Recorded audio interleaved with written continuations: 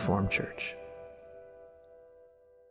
So for the past 2 messages, we've been talking about end-time judgment and what place does that have? And most Christians wouldn't even ever ask the question, what place does that have? Because it just makes sense. If you don't receive Jesus, Jesus is coming back to judge your sins. There's no, it just makes sense. But once you start learning everything we learned before the last 2 messages, and of course things that we already really know at this church, and that is that God is not judging people for their sin.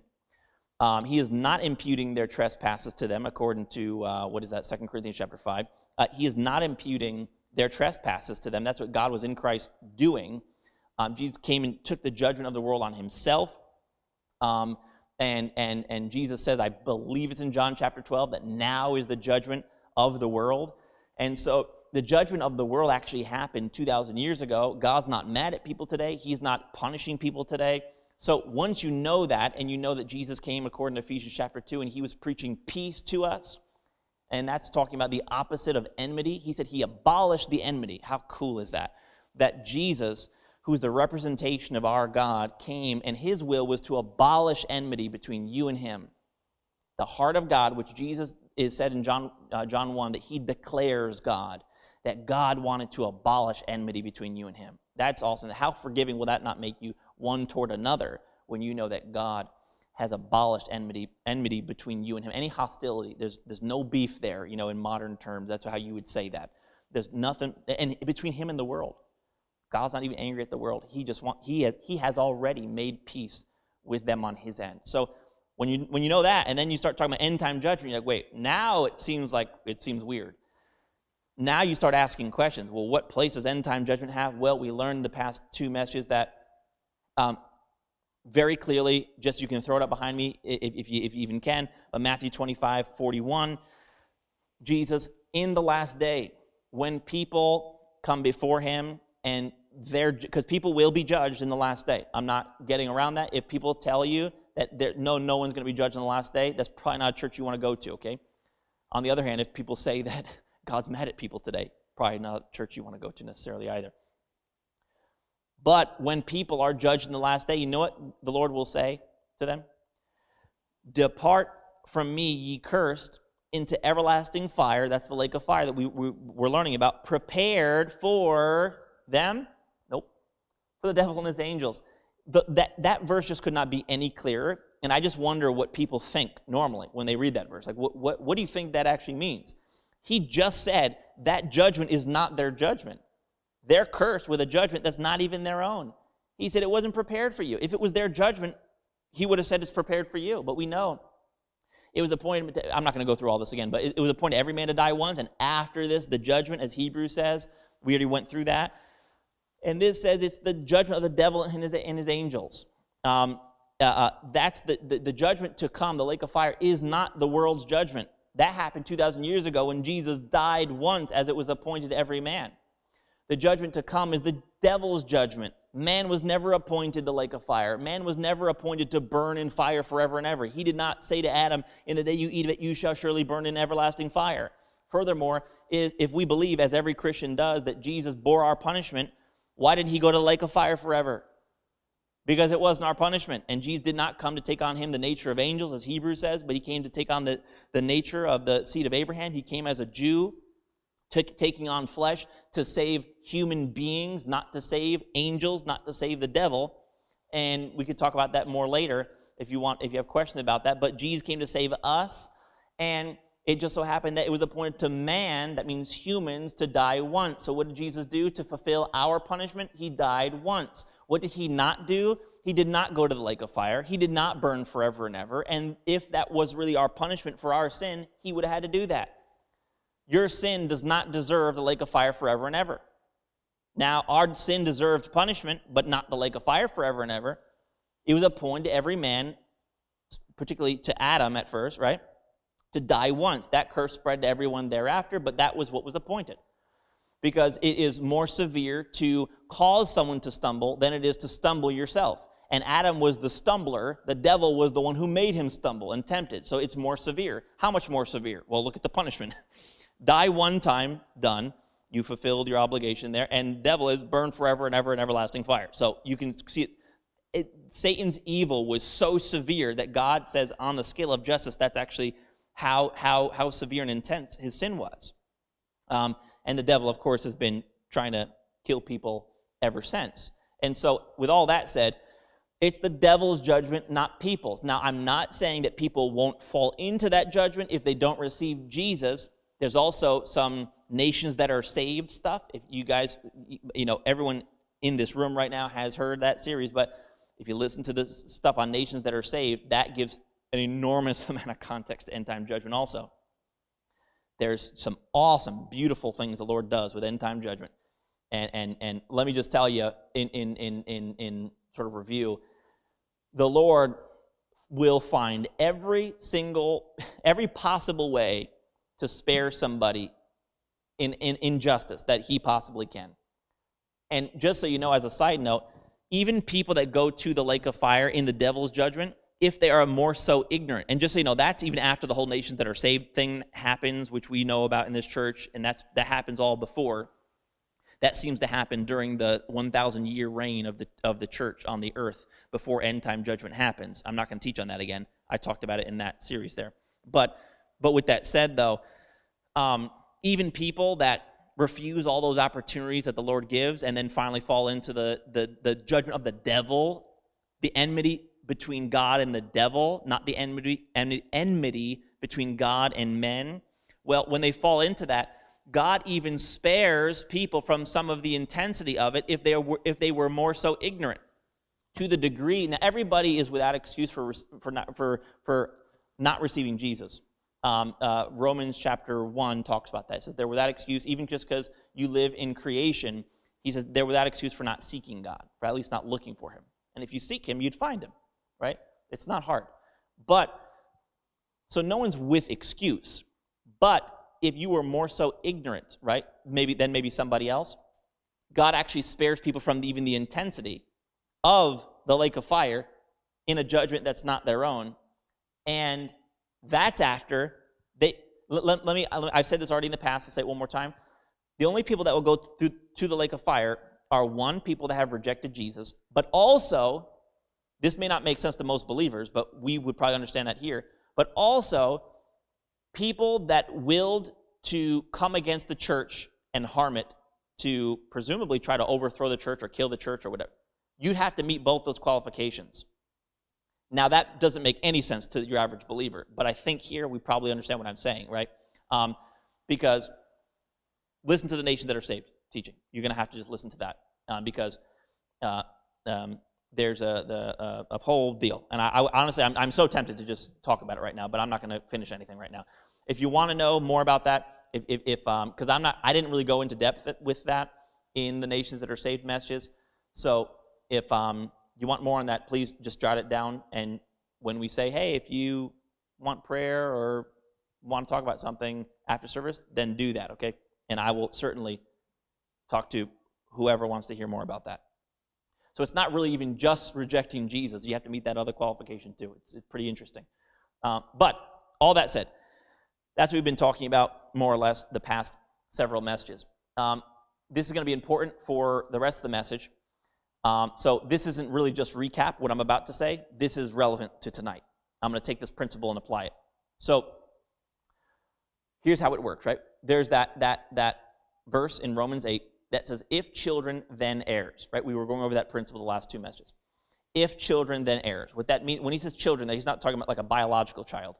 He's talking about if you're like somebody, if you share in someone else's likeness, which is what a child is. A child is someone that partakes of someone else's likeness. Paul would say that someone was, that he begot someone in the book of Philemon, I think it is. Yeah. In the book of Philemon, he said that he begot someone after his faith. It means he gave birth to someone after his faith. So you can be a child of someone's faith. We're children of Abraham. Why? Because we have a biological connection? No, we take after the likeness of his faith. Jesus is called the Son of God. Why? Because he is a representation of God. He's the image of the unseen God. He takes after the likeness of the Father, right? He is the likeness of the Father.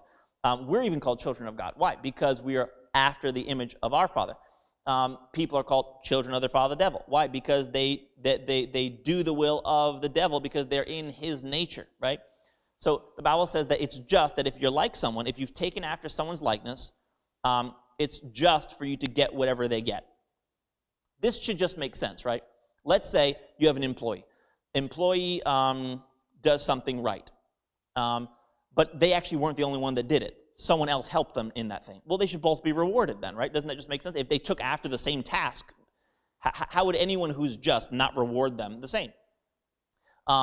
And similarly, if one person does something wrong and then another person was a part of that, right, then they would both get the same punishment or something like that, right? So there's that can help us understand it just a little bit.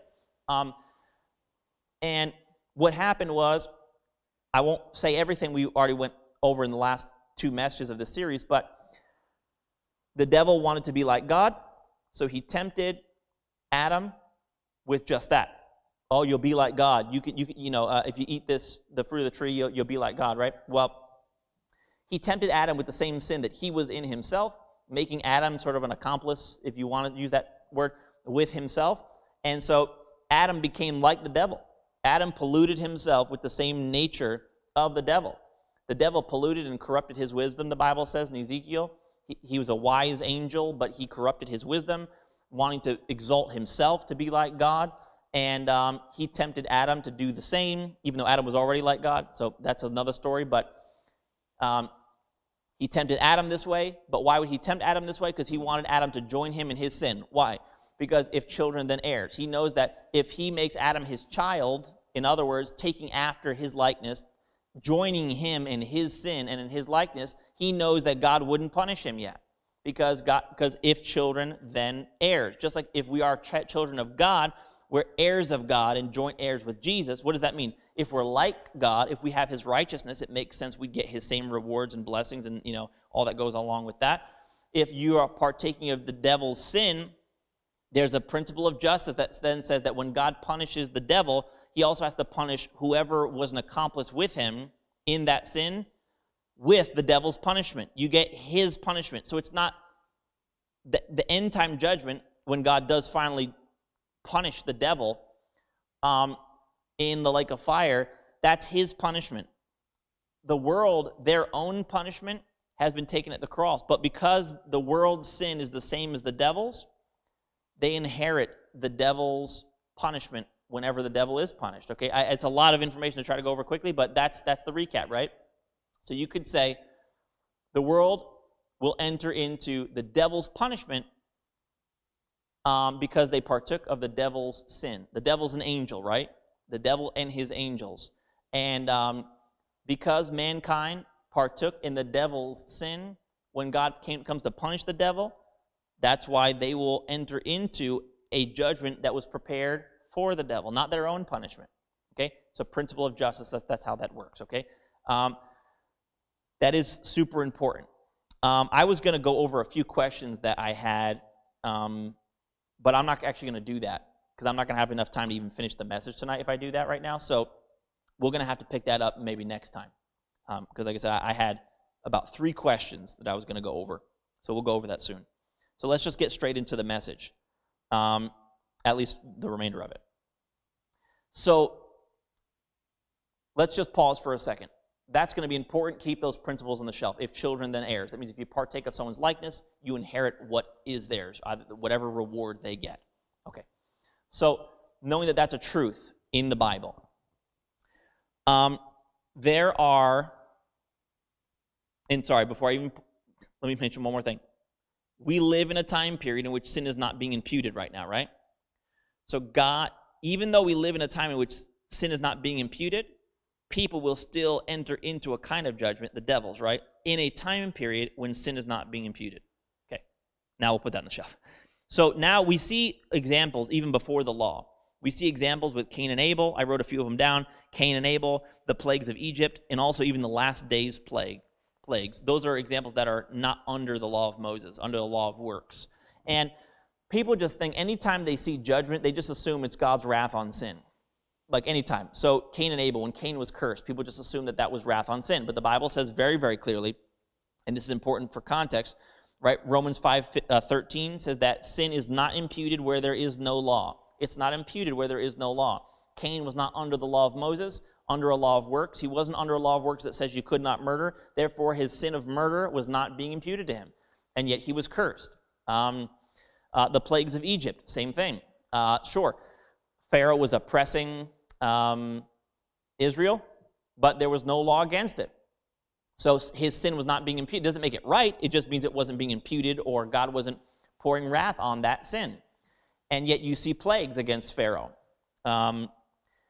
Another verse for this is Romans 4:15 that just says that the law works wrath. For where there is no law, for where no law is, there is no transgression. So the law works wrath. And because, again, Pharaoh and Cain, they were both not under a law that said you couldn't do those bad things. Therefore, if the law works wrath and there was no law, God wasn't releasing wrath on them for those particular actions. So people get really confused as far as, why was Cain cursed? Why was Pharaoh plagued? Even they see last days plagues, which is a totally kind of different thing there. But they see these things and say, well, how could that not be punishment for sin? Well, here's my point here.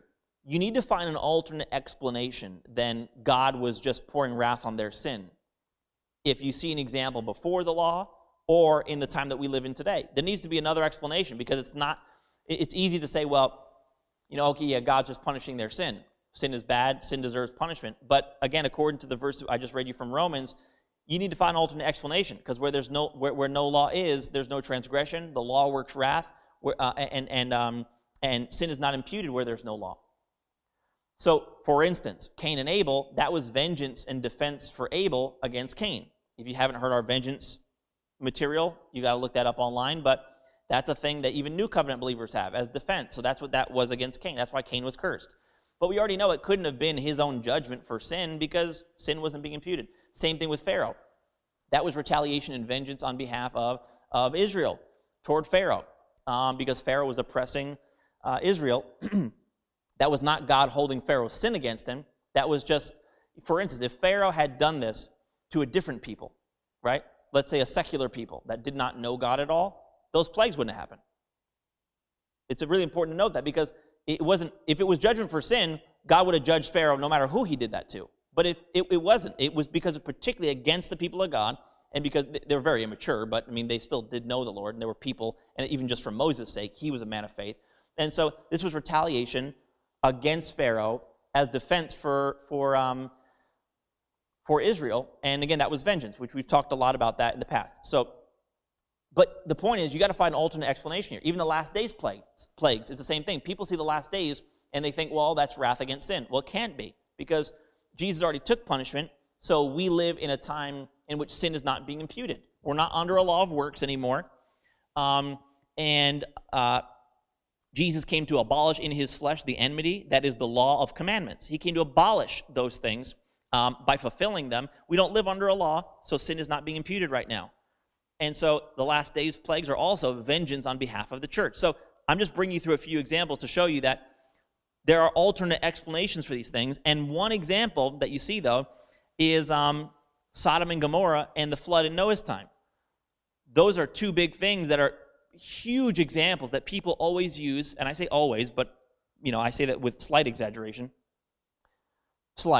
that people quote these things as being, that's a good example of wrath against sin.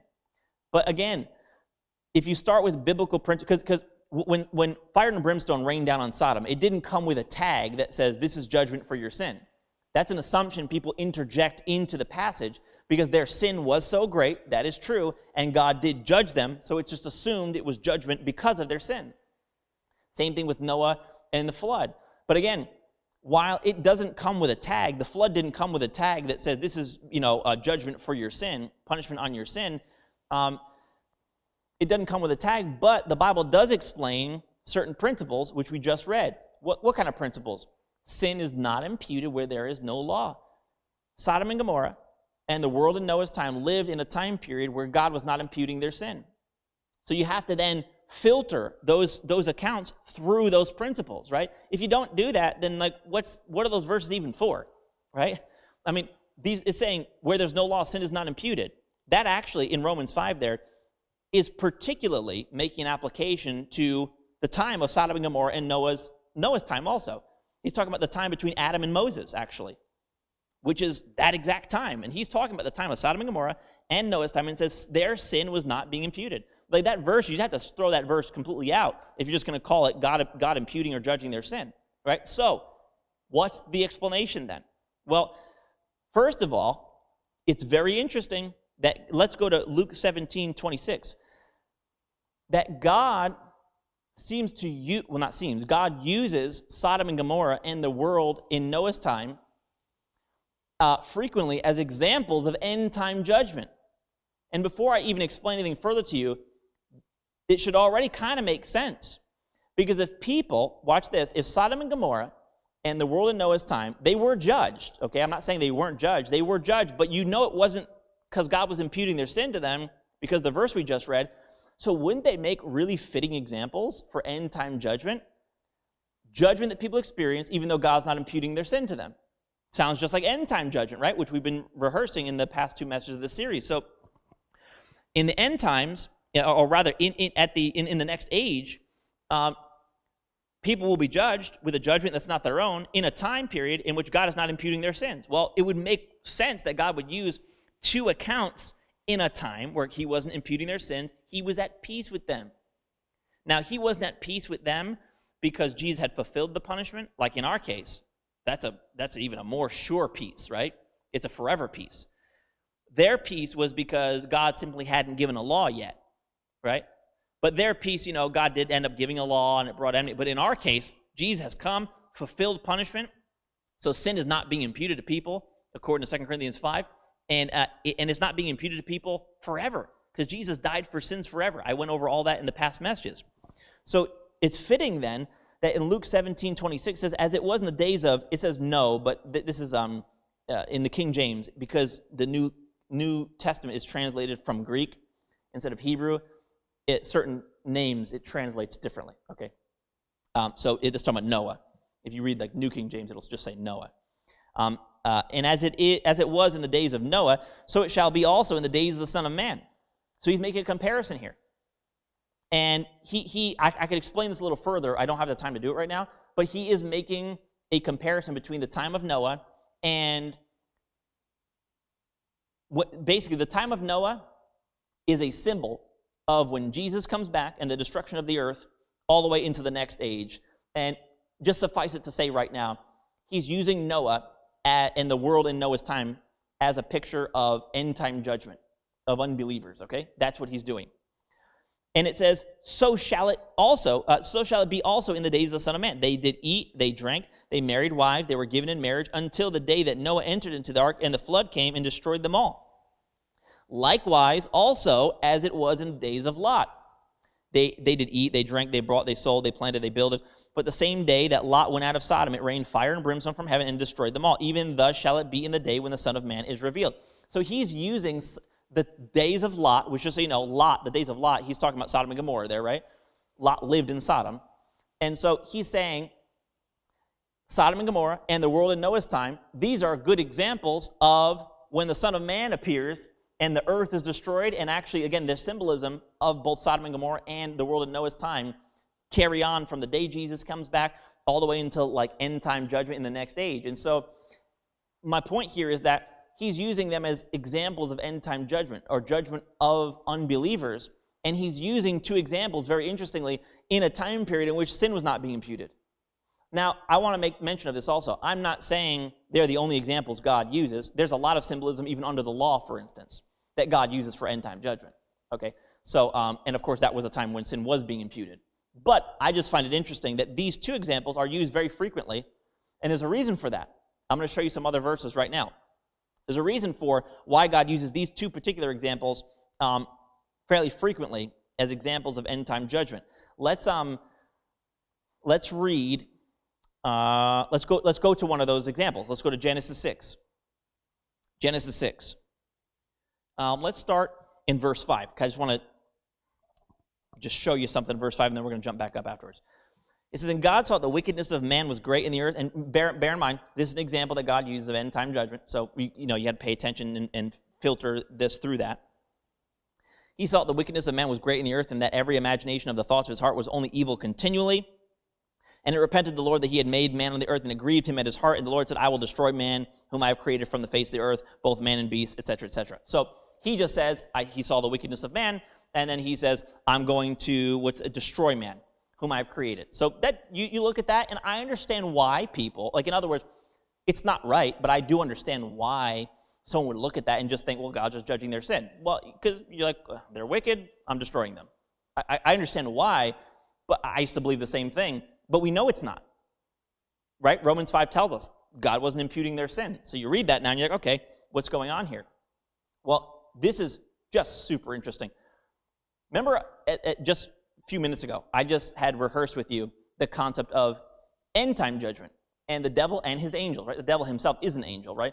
The devil and his angels got man, Adam in particular, to join him in his sin. Why did the devil do that? And again, the proof for this is in the past two messages, right? So you got to listen to those. But why did he do that? Because he knew that if children, then heirs. He understood that if God punishes him, he'll have to punish Adam also, which, again, answers the question why God hasn't punished the devil yet. Even when Jesus came in his first coming, demons thought that Jesus was coming then to destroy them, because a particular demon asked Jesus, like, have you come to destroy us? And because they're like, oh, is this the time? Because they knew Messiah is coming to destroy us, but they didn't, of course, they're not all knowing. They're just trying to pick up stuff from what they hear. And so they thought, oh, this is the time. But of course it wasn't. And that's his second coming. Now, the devil knew that, right? He used Adam like a hostage, and he tied himself, like we had Brother Trevor and Brother Andre up here. He tied himself to Adam, so if you destroy me, you got to destroy him too, because he's in my sin, right? Now, I know that you've already fulfilled his judgment, but if he doesn't, you see, if somebody doesn't receive the Messiah and get cleansing from the devil's sin, which when we get cleansing from the devil's sin, it disassociates us from his sin.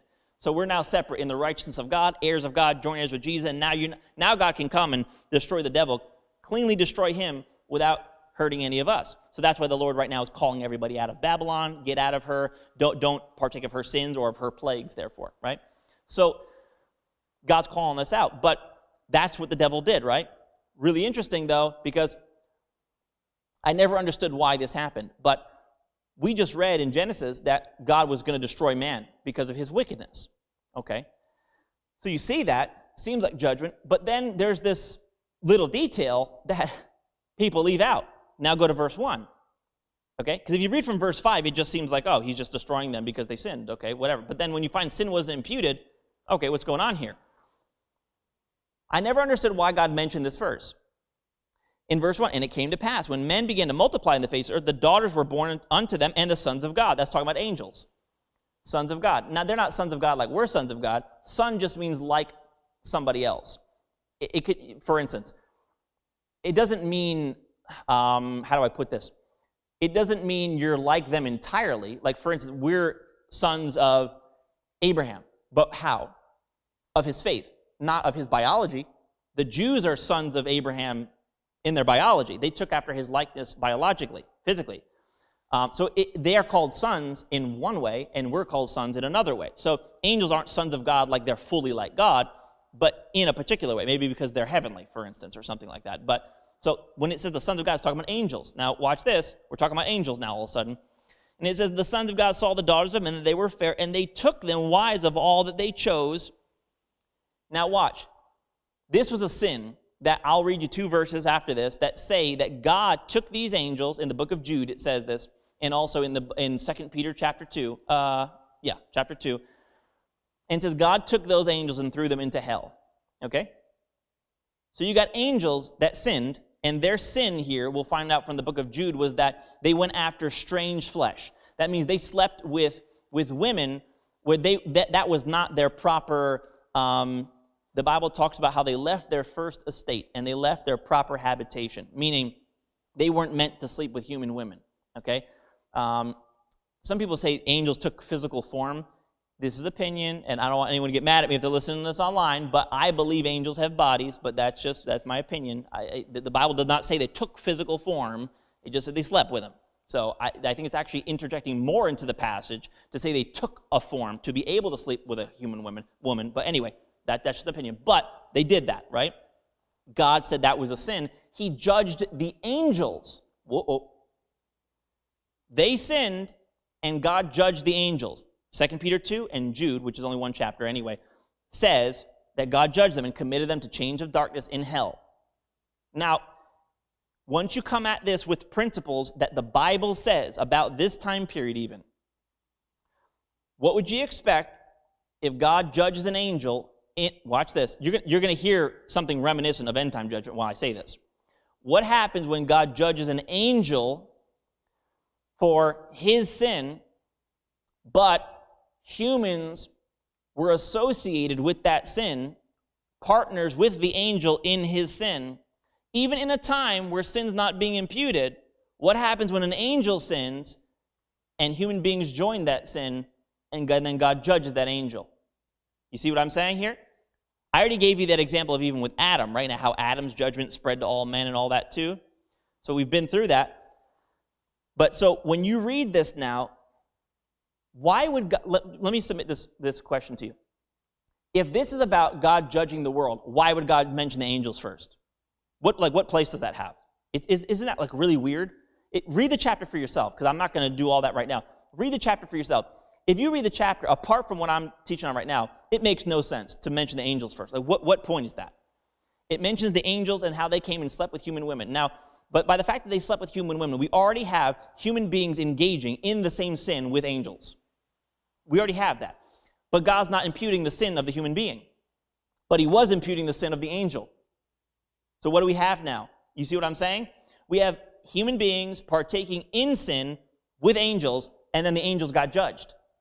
So what happens is it says, watch this, it opens up with the angels' sin and says they took wives of all them which they chose. The very next verse, verse 3, and the Lord said, my spirit shall not always strive with man, for that he also is flesh, yet his days shall be 120 years. I believe that the 120 years there, this is an opinion, I believe the 120 years there is actually saying, not that people have interpreted that to me like people can't live longer than 120 years, but I think that was the time period until the flood was going to come. I'm going to give them 120 years, okay? If I have any time, I'll come back to that verse. If someone can even remind me the end of the message, I want to come back to that verse, okay? I have a very short period of time right now. But what you see is angels sin, humans sin with angels, and then immediately God says, I'm not always going to strive with them. And if this is really what that's talking about, he said, I'm going to give them 120 years. And then he basically, that's a proclamation of judgment right there. The proclamation of judgment against mankind, to whom he was not imputing sin to, came immediately after an association with the angels' sin. All right? Super important there. Super important there. And what I'm submitting to you right now, of course, you can read between the lines what I'm saying anyway, is that this was not their judgment. In fact, I will tell you this, by Scripture alone, what I already gave you, we already know it wasn't their judgment. The law works wrath.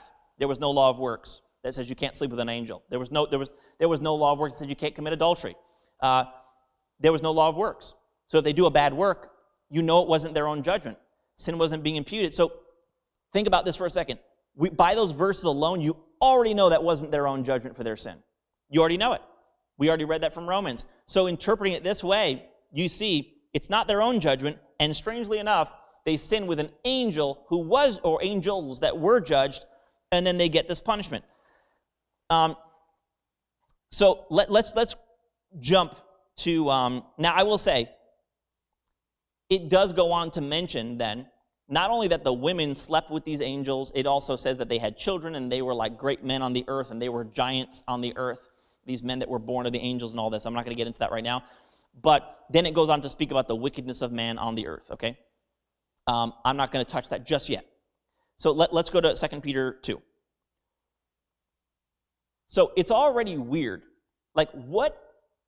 Talk about the angels, they sinned with women, and then immediately say, I'm not always going to strive with man.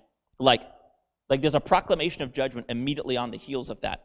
And I'm going to submit this also to you. If that proclamation of judgment on the earth was not associated with the angels at all, why mention the angels? It just doesn't make any sense. If it was just the wickedness of man, why talk about angels all of a sudden?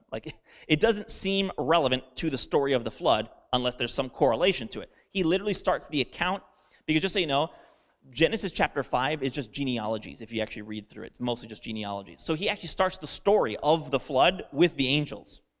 Okay? So that's really weird if there's no correlation. And just like, I just figured I would throw this in there about the angels.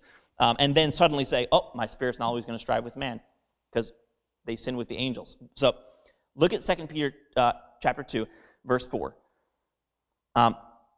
He does the same thing here. So he, in as far as associating them with the angels, it says, for if God spared not the angels that sinned, but cast them down to hell. Remember that he's talking about in Noah's time.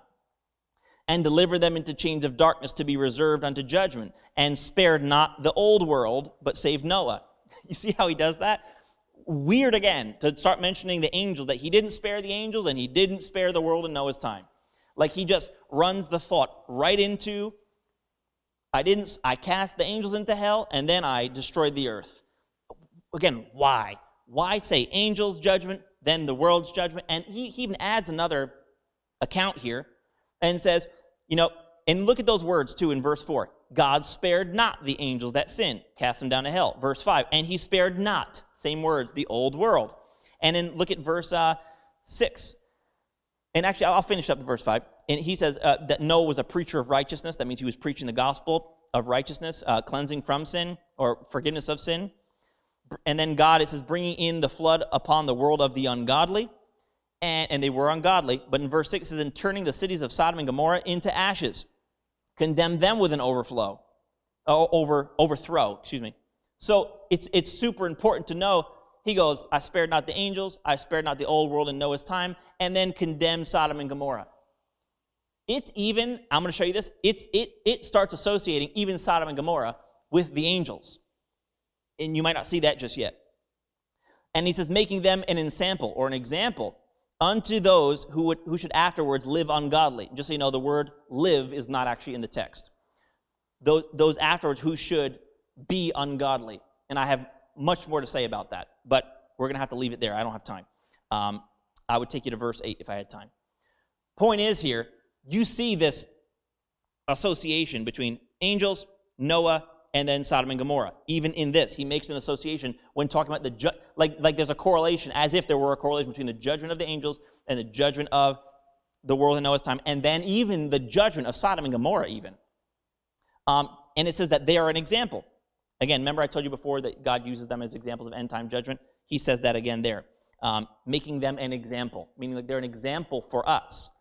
People that lived in a time in which sin was not being imputed, yet judged, and somehow correlated with the angels. Let me bring you to Jude 1 so I can start wrapping up this as quick as possible. Jude 1, verse 5.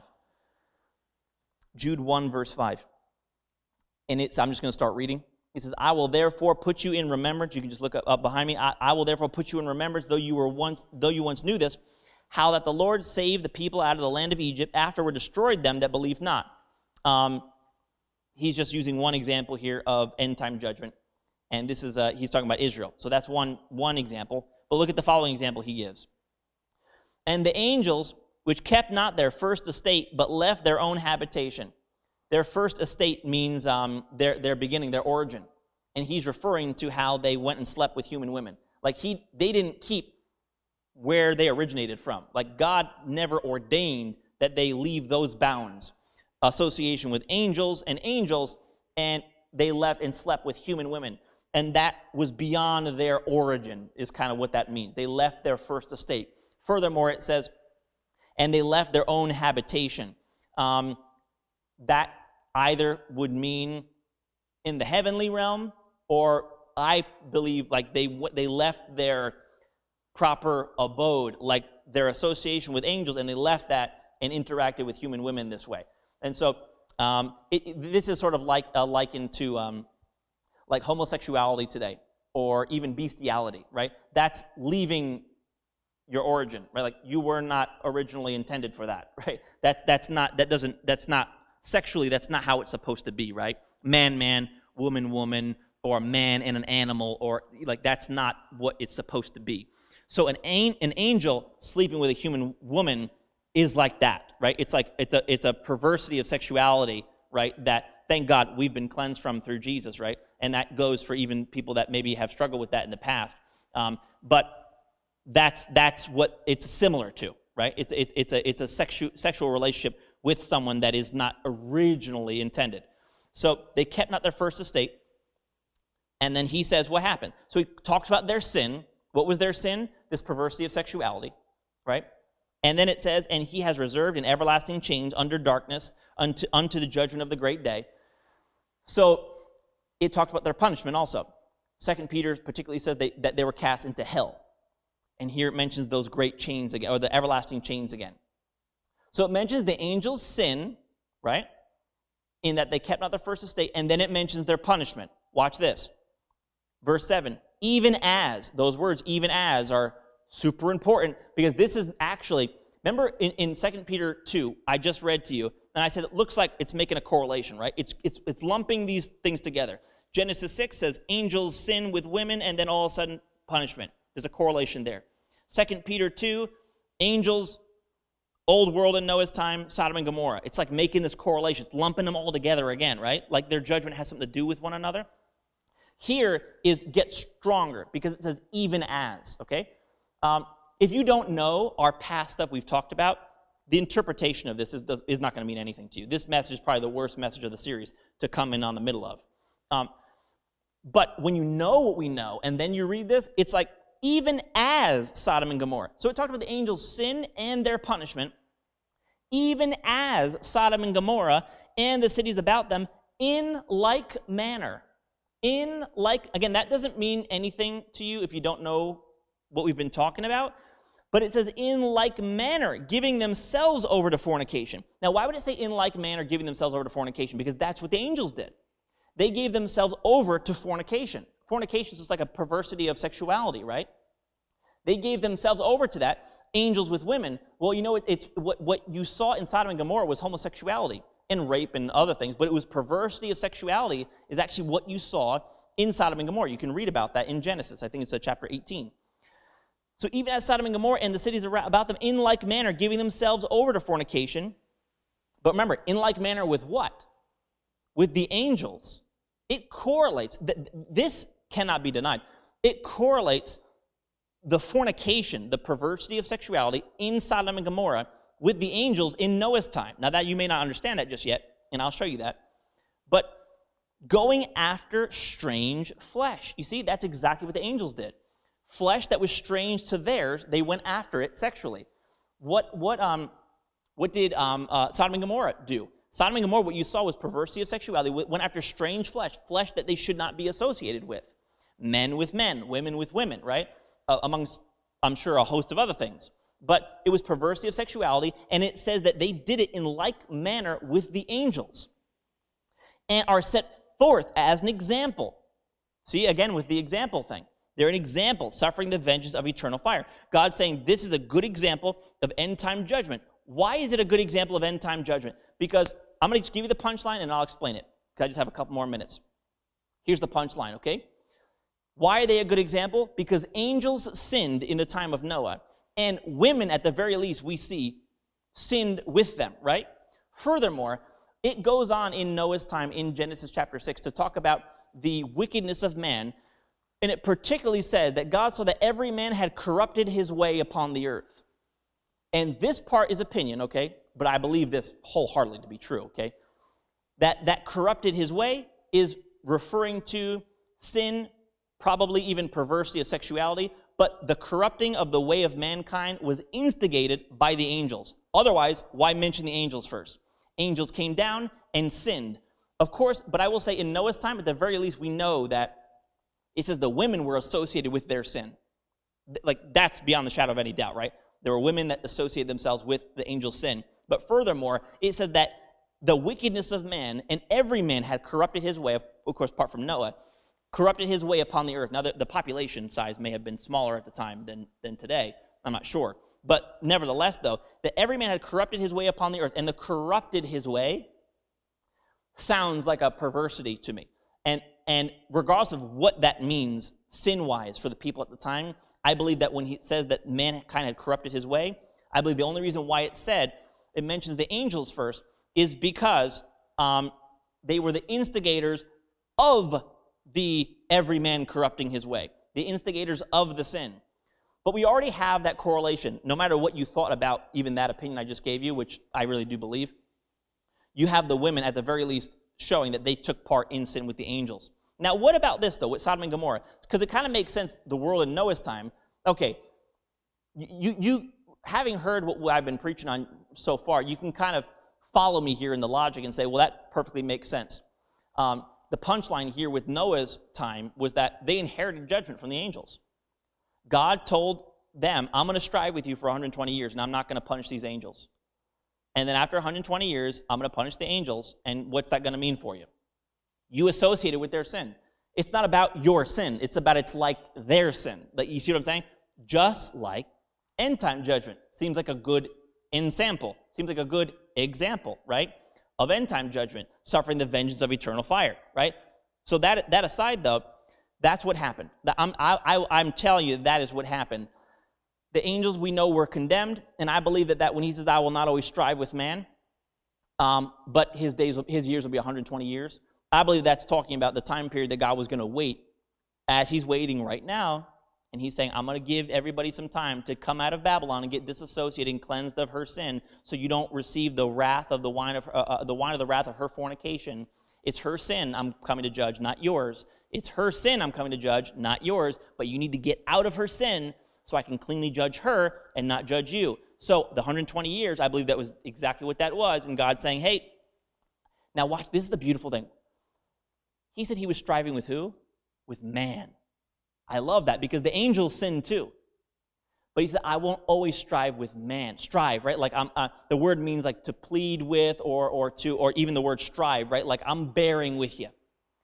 I'll bear with you for 120 years. And I'm going to give you up. And Noah was what at the time? A preacher of righteousness. Why is that so important? Because if they would have accepted Noah's word, they would have been disassociated and forgiven of the sin that that associated them with the angels.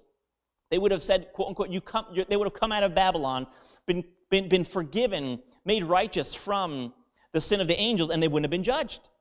So Noah, for this 120-year period of time, if we are to take that 120 years as meaning before the flood, which I think stands to reason, actually, for several reasons.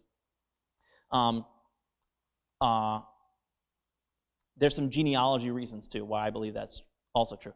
But that aside, God says, I'll strive with man.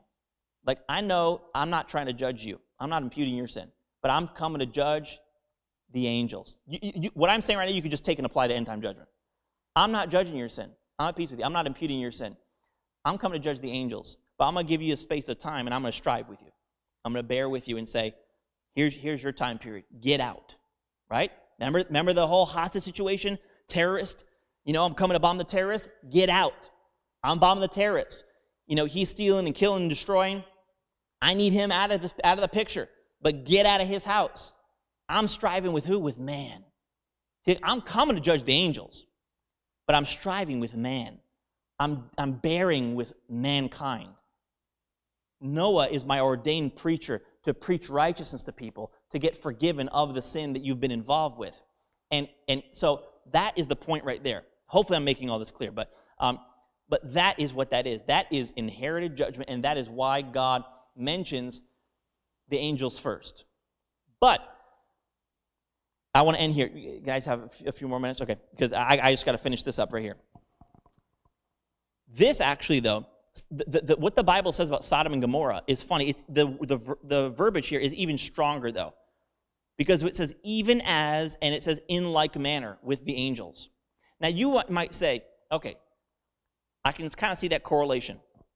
The angels in Noah's time went after strange flesh that they shouldn't be associated with. And I see in Sodom and Gomorrah, they went after strange flesh, going after flesh that they weren't supposed to be associated with. But how did Sodom and Gomorrah copy the angel sin in Noah's time? This is like, it's at least, I believe it's hundreds of years in between them. Like, how can that happen? Well, first, let's start with this. God does correlate it here, right? So in like manner, like, okay, that's making total sense to me now why Sodom and Gomorrah was judged. Just so you know, if Sodom and Gomorrah had just committed homosexuality, it would have not been any different than any other sin at the time. God wouldn't have judged it. If it was just homosexuality, if it was just sin, There was sin going on all over the place. The Bible says until the law, sin was in the world.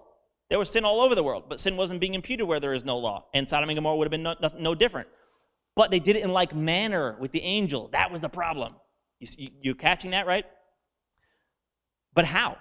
How would they do that? Well, here's something really interesting. Let's start with the baseline that they did do it in like manner with the angels. Okay? It was correlated with the angels. But how? Just look at this, and I'm basically closing. Genesis 6:4. Go back to Genesis. I'm just going to start reading it to you. Genesis 6:4 says, after the angels came into the human women and slept with them, it says, there were giants in the earth in those days. Meaning the children of the women and the angels, they made giants. It makes me think, I've heard testimonies of people that, like, have seen angels, and I've heard a lot of them describe them, how they're really, really tall. Now, I'm not taking their word for it, of course, but it, of course, just reminds me of it, because all of a sudden, like, an angel and a woman produces a giant. So it's interesting. But watch this. So it says, there were giants in the earth in those days, and also after that. You see that? That means that this did not happen once. In those days, meaning what? In Noah's days. And also after that, when the sons of God came in unto the daughters of men, and they bare children to them, and the same became mighty men, which were of old, men of renown. So this did not happen one time. In fact, there are actually people I've heard before that presume that this may have been why God asked Israel to destroy Canaan. Because guess what Canaan was populated with? Giants. And the only mention in the Bible that I'm aware of where it mentions giants being produced was when angels came down and slept with human women.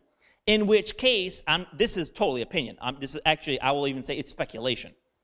But it's interesting speculation as to why God might have even been judging Canaan and asking Israel to go in and consume them. But it says that's where the sons of Anak were, and those were giants. That's why it said that they felt like grasshoppers. So I'm just saying that once you know it's not their own punishment, because the Bible says so, that their sin wasn't being imputed, it calls you to ask God why, and then you see these things, and once you understand end-time judgment, and that it is the judgment prepared for the devil and his angels, you realize that the world in Noah's time received the punishment of the angels. They inherited punishment because their sin was associated with the angels. Even if you were just to talk about the women right now, if I am really closing here, if God was not imputing the sins of the women to them, right? They were swept up in the flood. But if God wasn't imputing their sin to them, but God did throw the angels into hell, punishing them, knowing the principle of if children then heirs and how that works, we already know you would actually assume judgment's coming next for the women. Not because God's imputing their sin, but because they're going to inherit it if God judges the angels. You would automatically assume. And then what? You keep reading and you see a flood come and destroy the earth. So even if you're just talking about the women, you would have expected that to happen because they associated themselves with that sin. And then again, that's why I believe that when the Bible says about the whole earth, that they had corrupted their way upon the earth, that is perversity it's speaking about, and that was instigated by the angels. But furthermore, Sodom and Gomorrah, and I'm closing pretty much here, Sodom and Gomorrah, we know as a matter of fact that their behavior was not just their own behavior. It was copied from the angels, and how could they copy it? I will say, at the very least, let's say Genesis didn't even say that the sons of God came down and then also after that. Let's just say that it came down. The Bible still associates their behavior with the angels. So whether they heard about it or however it happened, it still was a copying of their sin, all right? Doing so in like manner. But the Bible specifically says that is not the only time the angels came down and slept with human women and committed sexual perversity in a way that they were not intended to do so. It happened after that. Again, there's the speculation of Canaan. All of a sudden you see giants showing up on the earth, which is interesting. But that aside, you know that this happened many times, or I will say multiple times, that angels did this. And then you have Jude telling us that Sodom and Gomorrah did this, their perversity, going after strange flesh, was in like manner with the angels. And if that's true, and it is, according to Jude, I would expect Sodom and Gomorrah to have experienced judgment. If you associate yourself and join yourself in the sin of an angel who is judged and committed to chains of darkness in hell, I would expect and look and say, well, now I'm expecting it to come for Sodom and Gomorrah. Was Sodom and Gomorrah's sin great? Yes. What did the Lord judge Sodom and Gomorrah? Yes. Was that judgment their own judgment? No, couldn't be. And that's why this makes it such a great example for end-time judgment, because they lived in a time period in which God was not imputing their sin to them. It's so, so important. So, man, I really hope that I was clear enough, because I was trying. I had a lot less time than I thought I was going to have with that. Numbers 13, 32 and 33 is where it actually mentions Canaan and how there were men of great stature in Canaan, as far as that speculation I was referring to before. But let me read you something, and I'm going to close with just, not a verse, I wrote something down, and I'm going to close with this little paragraph here, okay? Now watch, when I say this can be applied to the world in Noah's time in Sodom and Gomorrah, all right? These people lived listen very closely, these people lived in a time where their sin was not being imputed. They lived in a time where their sin was not being judged, but they were associated with the sins of the angels. And because they did not believe on the Messiah to be forgiven and disassociated with this sin, they were judged with the angels with a judgment that wasn't even their own. Okay? That's the summary of it. In fact, in Jude, it mentions the angel's sin and the angel's punishment, and then says, even as Sodom and Gomorrah. Not just applicable to the sin, but it mentions the angels' sin and their punishment, and then says, even as Sodom and Gomorrah. Meaning what? Their sin, their punishment, even as they did. They sinned like this, and they were punished. But here's what's interesting about what I just read. I'm going to read it one more time to you. Now read it, think of it as end-time judgment. I'm going to read the same paragraph to you, and just think of it, now I'm talking about end-time judgment now, as if it has already happened, right? These people lived in a time where their sin was not being imputed. They lived in a time where their sin was not being judged, but they were associated with the sin of the angels. And because they did not believe in the Messiah to be forgiven and disassociated with this sin, they were judged along with the angels with a judgment that wasn't even their own. You see that? It's the exact same scenario. This is why I say that when I read Jude and 2 Peter, and I'm closing this right now, when I read Jude and 2 Peter to you, and I'm reading Genesis 6, and I'm showing you these particular things, they don't mean, like someone would say, oh, I don't really believe that that's what they're saying. But when you know what we've already been talking about, if children then heirs, then you and what end-time judgment is like, it really fuels this particular narrative that you see with Noah's time in Sodom and Gomorrah. We hope you enjoyed this message from Reformed Church. If you have, please share this with someone else and help us get this uncommon truth out to the world. If you'd like to support this good news, you can do so at reformedchurch.com/give. Also on our website, you can take advantage of our free messages, articles, and even full discipleship courses. Start reforming your mind now at reformedchurch.com.